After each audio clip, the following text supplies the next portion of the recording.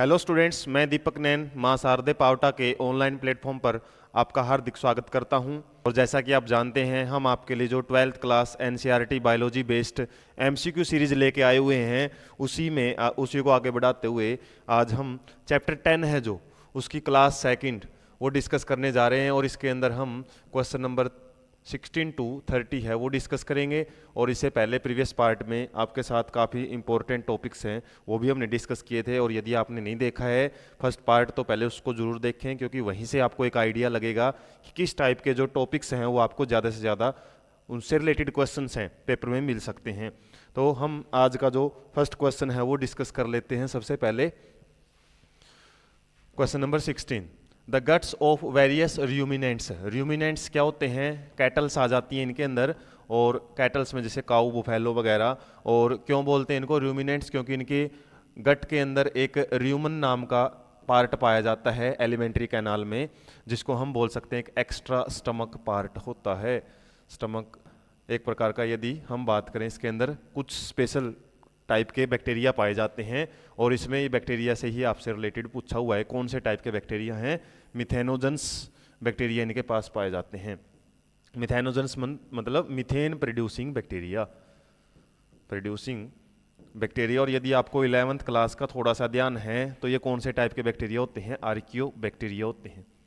Archaeo bacteria इनके पास strong cell wall होती है, जिसकी वजह से ये बिल्कुल हार्श कंडीशन में भी सर्वाइव कर सकते हैं, क्योंकि यहाँ पे एसिडिक कंडीशन होती हैं फिर भी ये सर्वाइव कर पाते हैं। और इन्हीं की वजह से ही जो गोबर गैस प्लांट होता है ना, गोबर गैस प्लांट, वहाँ पे जो बायोगैस प्रोड्यूस की जाती है वो इन्हीं बैक्टीरिया की वजह से ही हो पाती है।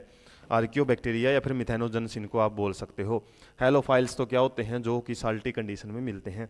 ब्रोथ एक प्रकार का न्यूट्रिशन मीडियम या फिर कुछ एक प्रकार का ऐसा मटेरियल होता है जिसके अंदर कुछ इंप्योरिटीज वगैरह है वो प्रेजेंट होती है। बाकी इसको एक बार आप कंफर्मेशन जरूर कर लेना। ज़्यादातर हमारा एलोफाइल्स और मिथेनोजेंस ये क्या आते हैं? आर्कियो बैक्टीरिया में आ जाते हैं। नेक्स्ट क्वेश्चन है, रॉकफर्ट चीज इज राइपन्ड बाय यूजिंग। किस चीज़ को हम यूज करके जो राइपन किया जाता है, जो रॉकफर्ट चीज़ है वो क्या यूज करते हैं? इसमें हम एक स्पेशल टाइप का फंगस यूज करते हैं। ईस्ट तो हम किस में यूज करेंगे स्पेशली? खासकर जैसे CO2 प्रोडक्शन, बेकिंग आइटम्स के लिए, या इथेनॉल प्रोडक्शन के लिए। इथेनॉल प्रोडक्शन में हम यूज करते हैं। जबकि बैक्टीरिया वगैरह है, बैक्टीरिया और साइनोबैक्टीरिया, ये अलग टाइप से यूज किए जाते हैं। लेकिन यहाँ पे एक स्पेशल फंगस यूज किया जाता है जो रहता है पेनिसिलियम रॉकफोर्टी। इसी से मिलता हुआ नाम है, और ये नाम है ना रॉकफोर्टी, उसी से मतलब फंगस के नाम से ही आया हुआ है। तो ये स्पेशल फ्लेवर ऐड कर देता है, एक प्रकार का टेस्ट है ना वो आ जाता है चीज़ के अंदर, इसलिए इसको रॉकफोर्ट चीज़ है वो बोला जाता है। नेक्स्ट क्वेश्चन है, the puffed up appearance of the dough is due to fermentation by bacteria and identify. Bacteria की बजाय बल्कि यहाँ पे जो ईस्ट है वो यूज करते हैं हम, और उसी की वजह से ही जो डफ है वो फूल जाता है, स्वेलिंग आ जाती है। और कौन सी गैस प्रोड्यूस करती है east?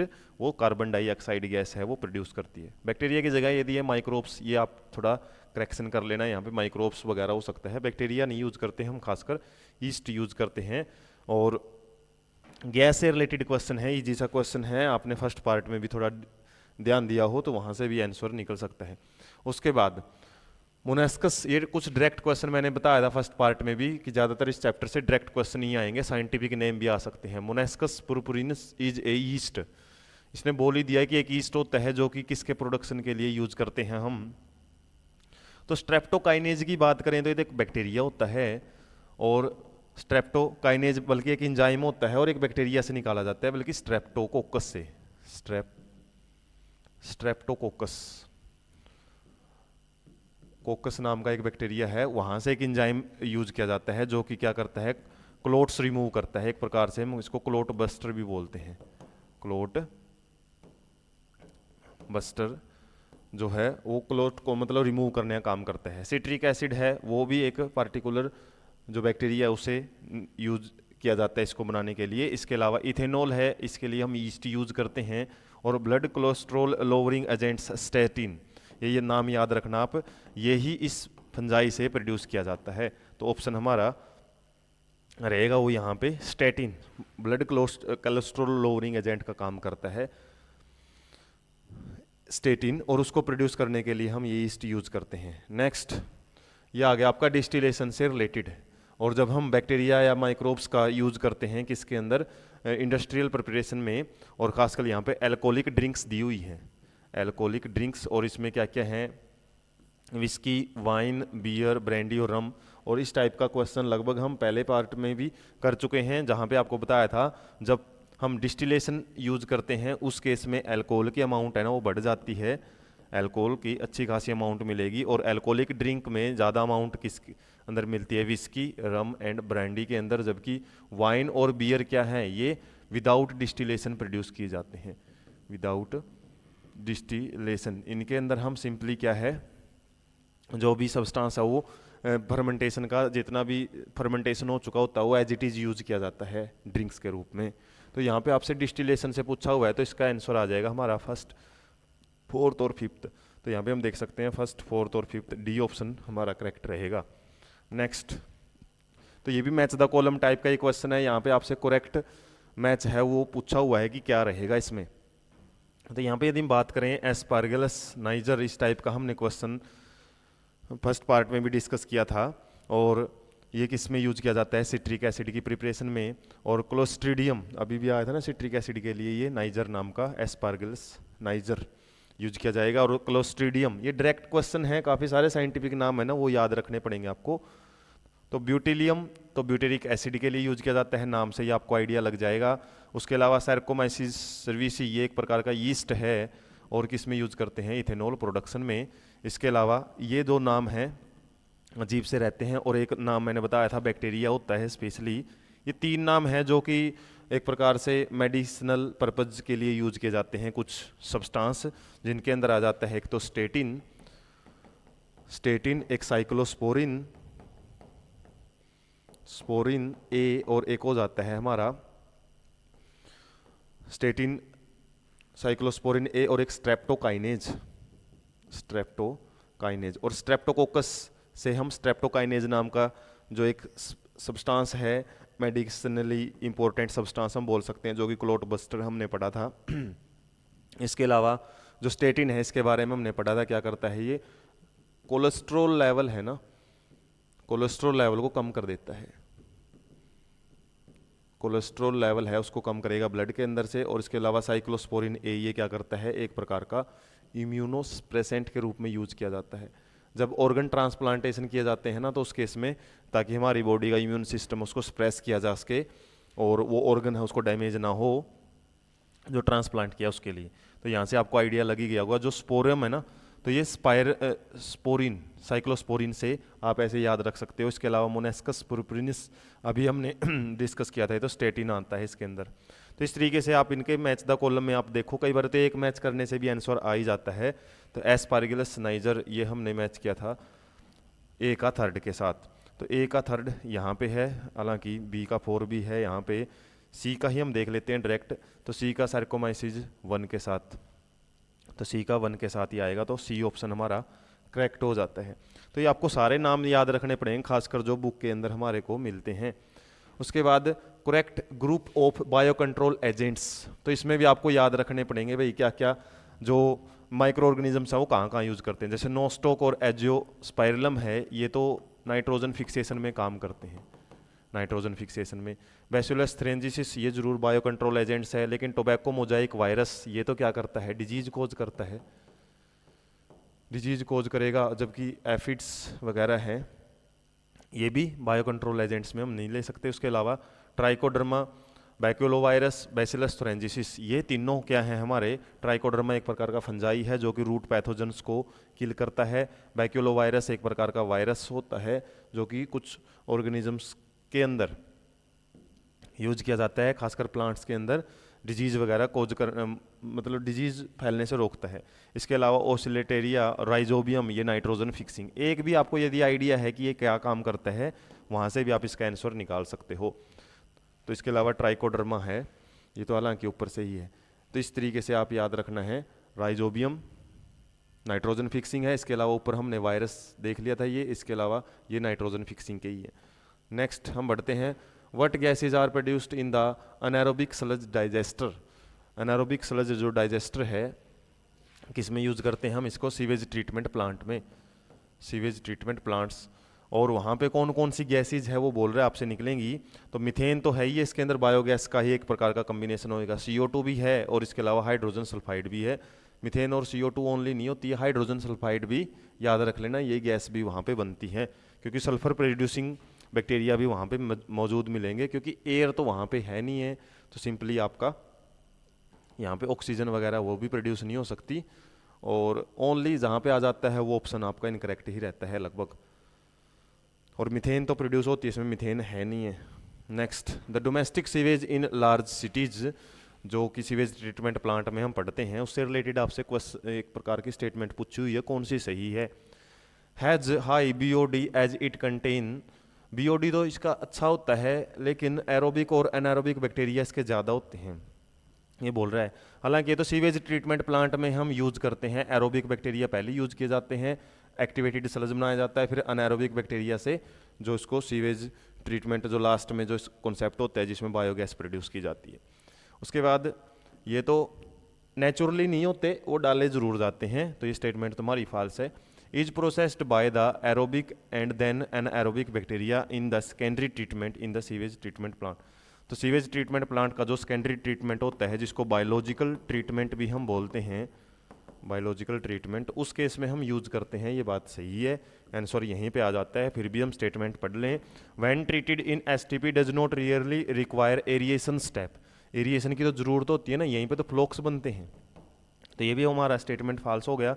Has very high amount of suspended solids and dissolved salt, तो इसके अंदर बहुत ज़्यादा अमाउंट में सस्पेंडेड सॉलिड होते हैं और डिजोल्ड साल्ट, साल्ट की बजाय ज़्यादातर ऑर्गेनिक वेस्ट भी ज़्यादा होते हैं, ऑर्गेनिक वेस्टेज, ठीक है, उसका जिक्र यहाँ पे नहीं दिया हुआ, तो हमारा जो मोर लॉजिकल कॉन्सेप्ट है वो बी रहेगा। उसके बाद नेक्स्ट क्वेश्चन है, when domestic sewage mix with river water, तो जब डोमेस्टिक सीवेज को हम वैसे ही डायरेक्टली रिवर में छोड़ देते हैं तो उससे क्या प्रॉब्लम आ सकती है। Small animals like rats will die after drinking the river water, मर जाएंगे, तो मरना जरूरी नहीं है कि हो सकता है, बीमार वगैरह भी हो सकते हैं, तो डायरेक्ट रैट्स या फिर किसी भी ऑर्गेनिज्म को किल कर सकता है। The increased microbial activity released micro nutrient such as iron, तो आयरन वगैरह प्रोड्यूस करते हैं, ये भी कॉन्सेप्ट लॉजिकल नहीं है। The increased microbial activity usages of dissolved oxygen, बताया था जो BOD होती है, बायोकेमिकल ऑक्सीजन डिमांड, इसका मतलब क्या है, जो एरोबिक बैक्टीरिया होते हैं, एरोबिक बैक्टीरिया वो क्या करेंगे, हमारे ऑर्गेनिक वेस्ट को डाइजेस्ट करते टाइम ऑक्सीजन को यूज करते रहते हैं, और ऑक्सीजन को यूज करेंगे तो डिजोल्ड ऑक्सीजन है वो कम पड़ जाएगी, जिससे कि हमारे जो एक्वेटिक ऑर्गेनिजम्स हैं, एक्वेटिक ऑर्गेनिजम्स वो किल होना शुरू हो जाते हैं, तो ये ऑप्शन हमारा करेक्ट रहेगा। The river water is still stable for drinking, drinking के तो स्टेबल रहेगा ही नहीं, वो इम्प्योरिटीज चाहे उसके अंदर 0.1% ही क्यों ना हो, लेकिन ड्रिंकिंग के लिए वो अभी नहीं यूजफुल है, हो सकता है डिजीज वगैरह कोज कर सकता है, करे वो। उसके बाद select the correct statement, correct statement आपसे पूछी हुई है, और इसमें देखना आपने, Acetobacter aceti produce citric acid, acetic acid produce करता है ये, एसिटिक एसिड नाम से पता लग रहा है इसका, तो सिट्रिक एसिड तो हमने पढ़ा था किसके द्वारा प्रोड्यूस होता है। इसके अलावा Saccharomyces cerevisiae is used clot buster, clot buster के लिए तो स्ट्रेप्टोकाइनेज यूज करते हैं हम, streptokinase. Penicillium notatum restrict the growth of staphylococci, तो ये हम सिंपली एंटीबायोटिक्स के रूप में यूज करते हैं और ये बैक्टीरिया की ग्रोथ को रोकता है, ये बात बिल्कुल सही है। उसके बाद methanogens are found in aerobic condition, aerobic नहीं अनएरोबिक कंडीशन में मिलते हैं ये, अनएरोबिक कंडीशन, और र्यूमिनेंट्स वगैरह है हार्श कंडीशन में मिलते हैं, कहने का मतलब ये है, तो हमारा C ऑप्शन है वो करेक्ट रहेगा। नेक्स्ट, इन गोबर gas the maximum amount of is that, किसकी अमाउंट ज़्यादा होती है, मीथेन की, इसके अलावा CO2 भी होता है और H2S हाइड्रोजन सल्फाइड गैस भी होती है, और मीथेन की ज़्यादा अमाउंट होने की वजह से हम ये क्या है, कंबस्टेबल है, हम इजिली इसको क्लीन फ्यूल के रूप में यूज कर सकते हैं, एज ए सब्सटीट्यूशन यूज कर सकते हैं LPG का, क्योंकि LPG में भी CH4 ही होता है। Which of the following can be used as bio control agents in treatment of plant disease, plant disease के केस में ट्राइकोडर्मा से रिलेटेड हम पढ़ चुके हैं, हालांकि एक फंजाई होता है जो कि रूट पैथोजन्स को किल करता है, या रूट पैथोजन से रूट्स को बचाता है। लैक्टोबैसिलस तो क्या है, एक प्रकार का हमारा मिल्क के अंदर पाया जाने वाला LAB नाम का बैक्टीरिया प्रोड्यूस करता है, विटामिन B12 के लिए एब्जॉर्प्शन में मदद करता है। क्लोरेला एक प्रकार की ग्रीन एल्गा है, ग्रीन एल्गा जो कि एक न्यूट्रिशन डाइट में यूज की जाती है स्पेस, जितने भी स्पेस ट्रेवलर्स हैं उनके द्वारा। एनाबिना नोस्टोक हमने पढ़ा था, नाइट्रोजन फिक्सिंग का काम करती है। तो जो भी आपको कॉन्सेप्ट मिलते हैं वो पता होना चाहिए किससे जुड़े हुए हैं, ताकि उससे जुड़ा आप नेक्स्ट क्वेश्चन है वो भी सॉल्व कर सकें।